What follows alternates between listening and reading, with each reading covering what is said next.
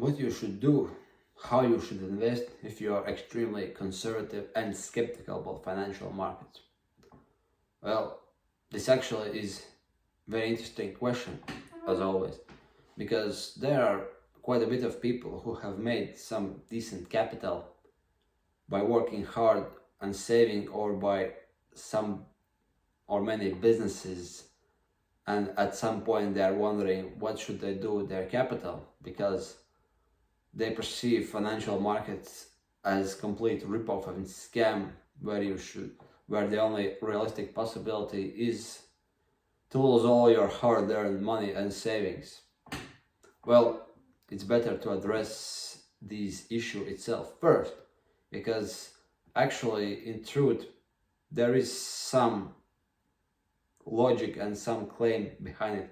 Because, well, if those people are, which those skeptical people are, from countries where financial markets are not that developed, say post-communist bloc countries even still, or some countries in Africa or Asia or Middle East, which are relatively young to financial markets compared, for instance, to the United States, there are very good chance that people, when globalization and internet era started, were offered financial products which were almost 100% scammy, or even if they were not scammy, they were so risky and volatile that they mostly used money. Like, for instance, people outside of United States and Western Europe only probably had two options where to invest: either to some scammy brokers to trade forex pairs with extremely unfair conditions, where they were practically doomed to lose money. For instance, they could start to trade for $500 or $1,000 and only could trade like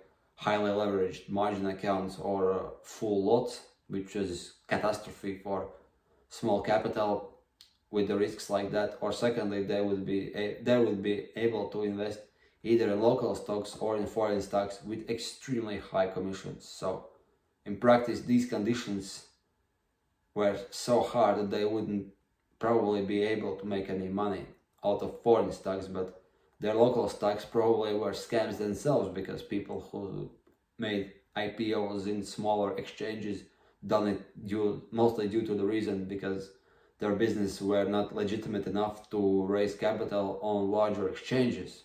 Consequently, that give very large possibility for these companies to be not particularly fair to their investors. So in earlier years, people who were older, then of course they were younger, they had only bad options in financial markets. Then they probably forget about those markets, and then after 5, 10, 15 years, in this era when we have global brokers that offer everything for cheap prices, then they have the same presumptions that everything is scammy. And if people are old, it's very difficult to change their beliefs. So skepticism might be understood, but question is what to do. Now, this is a very good question, because now we have to be honest with someone. If someone actually doesn't like something like stocks, which despite its historical performance might be good, not despite, but because of their historical performance could be cornerstone of every investment portfolio, well, what actually we could say to him? What actually, for instance, for me personally, have to do for these types of clients? Well, luckily there are alternatives, because financial markets provide almost endless opportunities. And what these alternatives are, well, here's the thing: if someone is conservative, you have to start with basics. That means that you have to reduce your probability to lose money. Like, if you have capital, if you don't do nothing with that capital, then it could be eat out by inflation, by some sort of commissions, and by taxes. And if you held it long enough, eventually its value will plummet. So firstly, you have to do something to safeguard from that, and secondly, you have to put them in the safe place, because if you hold your cash physically in your, so to speak, beneath your proverbial bed, you will eventually either spend it or it will be stolen or just simply washed away. So don't do that. So firstly, you have to, I would say, structure your assets so you know whatever happens to you, your capital is safe. Whether it could be divorces, litigations, something bad might happen to one single bank where you have trusted all your capital, or whatever, things like that. So you have to structure your assets in the way that you know that you have contingency plans for something, couple of bad scenarios, Though that 100% depends on the place you live, the capital you have, and situation you have. So I don't have like exact answers for everyone. For instance, in the 90s in Eastern Europe, people moved their money offshore. That was a sensible idea back then, but now financial system is more stable. You don't have that big of a necessity to open an offshore account because you don't have to fear from mafia or from corrupt government officials to some extent. So this is one example how people did it back then. And many people also invested offshore because they want to dodge taxes, but also this is different topic. I don't want to go into that. But my point is, there is like opportunity to open money into several banks, opportunity to go offshore, opportunity to make shell companies that are just meant for you to protect your assets. So these are the ways how you could minimize the risk when some litigation or some sort of taxman could go and illegally claim what's yours. That's first thing. Once you have that, then you could go to some financial products which could be very conservative and would make you sleep at night. Well, what's the most easiest thing? The most easiest thing is to open several deposits in several banks which offers customer protection. Like if you have $500,000 or euros to invest, if you deposit that money in Europe, below you are guaranteed to receive $100,000 withdrawal even if bank goes bankrupt. So open 5 bank accounts and you are safe in some ways, and put money in deposits so you will be able to make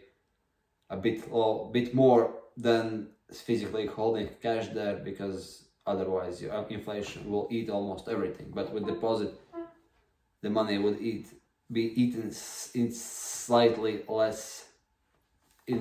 slower rate. So that's the second thing. Thirdly, of course, you could invest in life insurance, annuities, and some sort of very conservative pension funds. Well, because firstly, these assets are structured a bit differently, and you have some sort of protection there.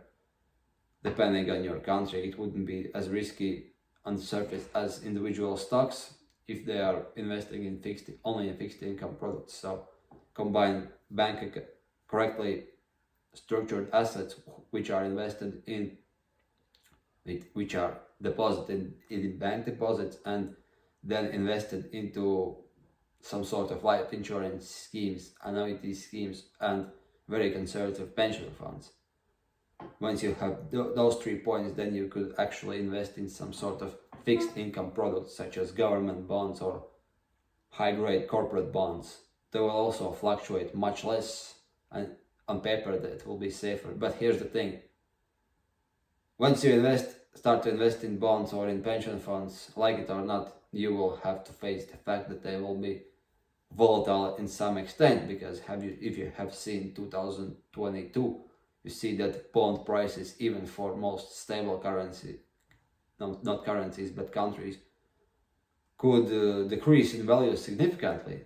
You see those returns, then it's not very good picture. So here's the thing: you will have some risks even if you are investing in bonds, and those risks wouldn't be significantly lower than it is in stocks. Whatever everyone says, that risk-adjusted returns simply are as what they are. So invest in deposits, invest in some sort of life insurance products and things like that, and do nothing more. Because if you invest in gold, on any kind of fixed income products, volatility and risks will be there as you have in stock market. They might be slightly less, but still they will be there, and there is no way for you to avoid that. But fear not, we will explore these opportunities in next videos in more detail, so stay tuned.